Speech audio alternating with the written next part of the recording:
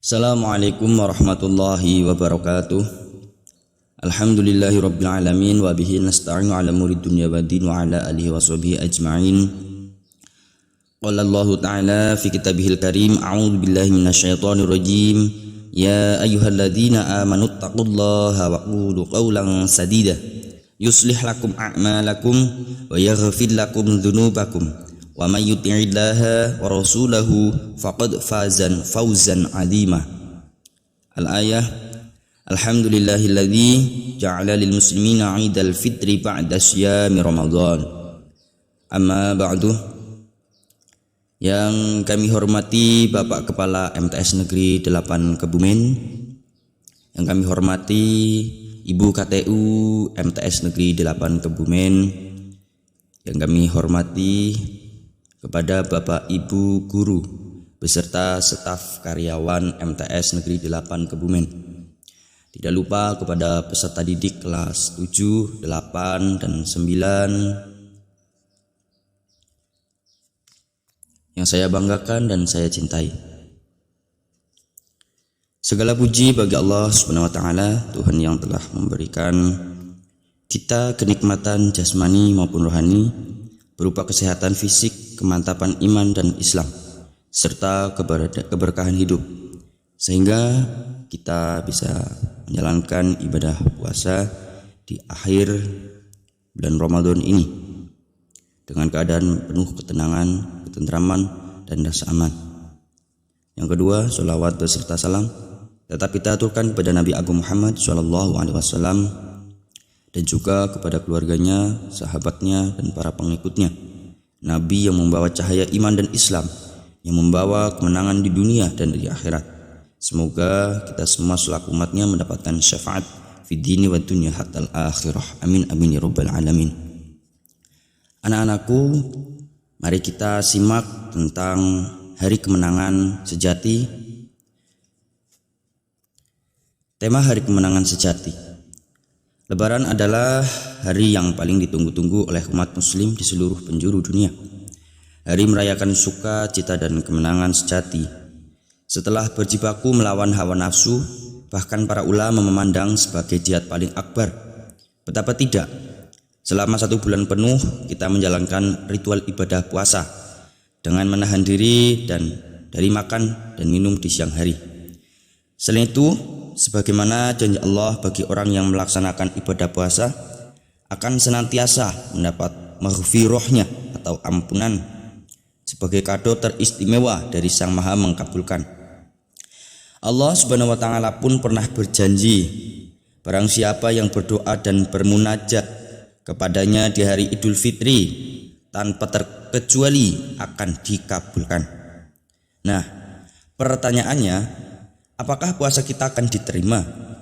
Ataukah hanya merayakan hari kemenangan sebagai ritual simbolik belaka? Betapa ruginya orang-orang yang hanya menahan lapar dan haus bila mereka mendapatkan ganjaran puasa hanya dengan kehampaan tanpa ada balasan dari Allah Subhanahu wa taala. Mari kita refleksikan atau kita renungkan bersama, teman-teman. Kita tengok istilah Idul Fitri sebagaimana kemenangan hakiki. Arti fitri adalah kembali ke semula atau kembali ke fitrah. Sebagaimana manusia lahir di muka bumi dalam keadaan bersih dan suci. Maka lebaran Idul Fitri, dari makna ini sedikitnya para ulama menetapkan beberapa indikator keberhasilan yang menunjukkan ukuran bagi yang menjalankan ibadah puasa di bulan suci Ramadan. Setidaknya mengerucut menjadi 2 hal, yaitu solehan secara individu maupun sosialnya semakin meningkat.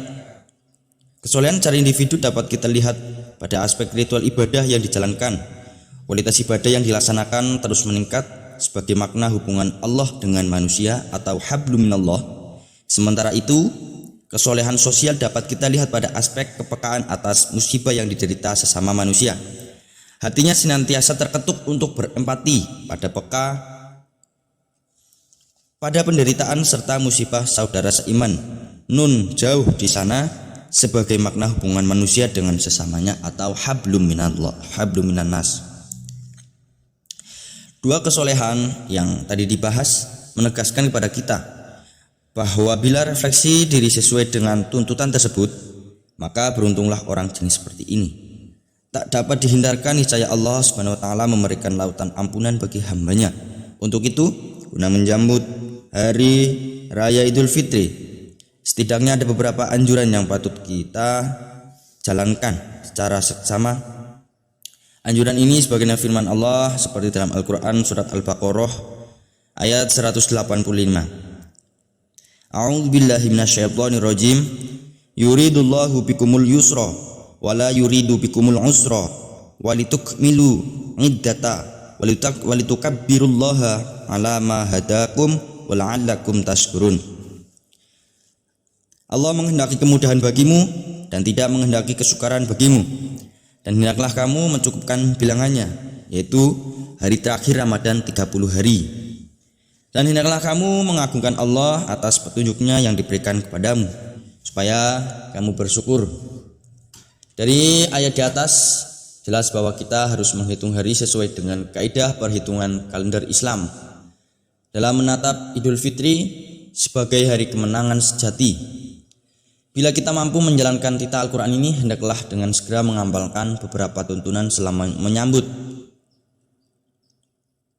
hari raya Idul Fitri yang akan dilaksanakan, yaitu ikhlas sesuai tuntutan Allah dan Nabi Muhammad SAW. Daripada itu, demi kesempurnaan ibadah puasa, sambutlah tuntunan tatkala melaksanakan sholat Idul Fitri antara lain. Pertama, kita disuruh mandi sebelum sholat id, atau disunahkan bersuci dengan mandi untuk hari raya, karena hari itu adalah tempat berkumpulnya manusia untuk sholat. Namun apabila hanya berwudu saja, itu pun sah, seperti dalam hadis Nabi yang diriwayatkan oleh Malik dari Nafi bahwasanya Ibnu Umar mandi pada saat Idul Fitri sebelum pergi ke tanah lapang untuk sholat. Berkata pula Imam Sa'id bin Al-Musayyib, hal-hal yang disunahkan saat Idul Fitri diantaranya ada 3. Berjalan menuju tanah lapang, makan sebelum sholat id, dan mandi. Kedua, makan di hari raya disunahkan makan saat Idul Fitri sebelum melaksanakan sholat hingga kembali dari sholat. Hal ini berdasarkan hadis dari Buraidah bahwa beliau berkata, Rasulullah dahulu tidak keluar atau berangkat pada saat Idul Fitri sampai beliau makan. Hadis riwayat Tirmidzi dan Ibnu Majah. Imam Al-Muhallab menjelaskan bahwa hikmah makan sebelum sholat saat Idul Fitri adalah agar tidak ada sangkaan bahwa masih ada kewajiban puasa sampai dilaksanakannya sholat Idul Fitri. Seakan-akan Rasulullah mencegah persangkaan ini. Ahkamul Idain, Syekh Ali bin Hasan. Yang ketiga, memperindah atau berhias diri pada hari raya. Dalam suatu hadis dijelaskan bahwa Umar pernah menawarkan jubah sutra kepada Rasulullah agar dipakai untuk berhias dengan baju tersebut di hari raya dan untuk menemui utusan. Hadis riwayat Bukhari dan Muslim. Rasulullah tidak mengingkari apa yang dalam persepsi Umar, yaitu bahwa saat hari raya dianjurkan berhias dengan pakaian terbaik. Hal ini menunjukkan tentang sunnahnya hal tersebut. Perlu diingat, anjuran berhias saat hari raya ini tidak menjadikan seseorang melanggar yang diharamkan oleh Allah, dan diantaranya antara larangan memakai pakaian sutra bagi laki-laki, emas bagi laki-laki, dan minyak wangi bagi kaum wanita. Yang keempat, berbeda jalan antara pergi ke tanah lapang dan sepulang darinya. Disunahkan mengambil jalan yang berbeda tatkala berangkat dan pulang. Berdasarkan hadis dari Jabir, beliau berkata, Rasulullah membedakan jalan saat berangkat dan pulang saat Idul Fitri. Hadis riwayat Al-Bukhari. Dari beberapa anjuran pada saat Idul Fitri pun demikian juga diperbolehkan saling mengucapkan selamat dengan menyeru, taqabbalallahu minna wa minkum. Artinya semoga Allah menerima amal kita dan amal kalian. Atau bisa mengucapkan a'adahullahu alaina wa alaika bil khairat war rahmah, yang artinya semoga Allah membalasnya bagi kita dan kalian dengan kebaikan dan rahmat.